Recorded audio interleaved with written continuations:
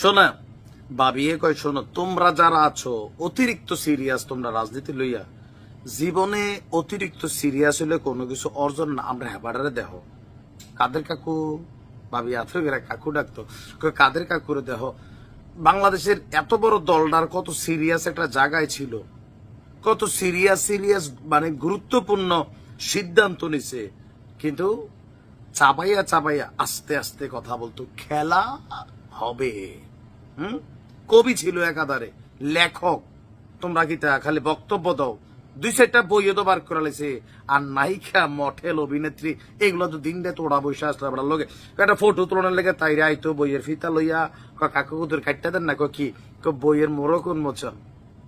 দর্শক, ওবায়দুল কাদের কোথায় আছেন এ নিয়ে যখন ধোঁয়াশা আছে, আলোচনা আছে, সমালোচনা আছে, এরই মাঝখানে গতকালকে হঠাৎ করে তার মোবাইলের যেই কল লিস্টে আছে সেখানে বেশ কিছু চাঞ্চল্যকর তথ্য বের হয়ে এসেছে।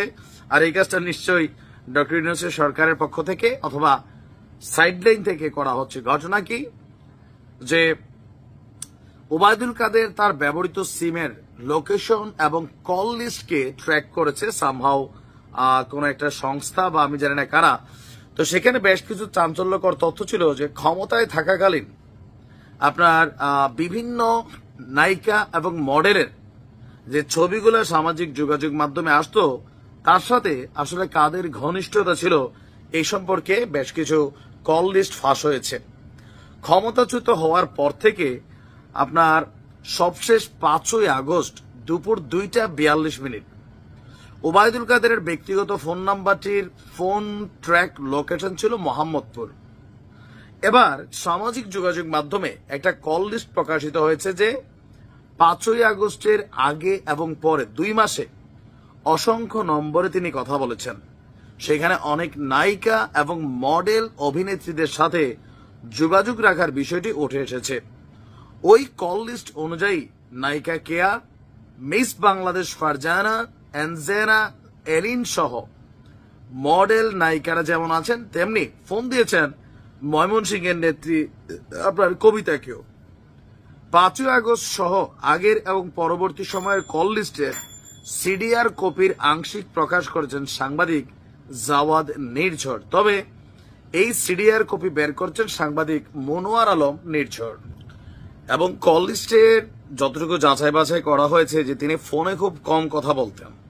স্বাভাবিক, পলিটিশিয়ান যারা তারা ফোনে কথা কমই বলেন, কারণ এই যে এরকম তথ্য বের হবে এটা তারা ভালো করে জানেন। আর আওয়ামী লীগের আমলে কতজনের যে ফোন প্রযুক্তি, ইসরায়েলি প্রযুক্তি এরকম ব্যবহার করে অনেক কিছু করা হয়েছে সেটা আমরা জানি, সুতরাং তিনি সচেতন ছিলেন।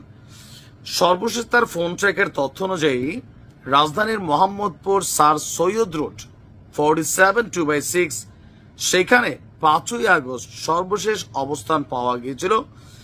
আর দলীয় কার্যালয়ে নিজের বাসা ছাড়া খুব বেশি স্থানে তার কল লোকেশন পাওয়া যায়নি। তবে নায়িকা মডেলদের একটা কানেক্টিভিটি ছিল, এটা থাকতেই পারে।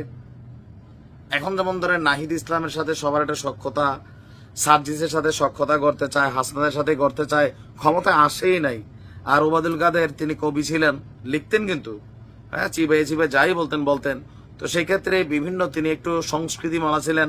নায়িকা মাহিয়া মাহির দেখছেন স্পেস দিয়েছে, এরকম অনেকেই রাজনীতির খাতিরে কবিতার খাতিরে স্পেস দিতেন। কিন্তু এগুলা যে এখন এসে বের হবে এটা হয়তো বোঝেন নাই। তবে ওই রকম কোন টেক্সট, খুদে বার্তা ওইরকম কিছু পাওয়া যায় না। বেশি খুশি হওয়ার কারণ নাই, কারণ তিনি এদিকবেলা আবার ব্যালেন্স করে চলছেন। যাই হোক, ওবায়দুল কাদের কোথায় আছে হয়তো এখন আমরা জানি না, বাট সময়ের সাথে বের হয়ে আসবে। ভালো থাকো।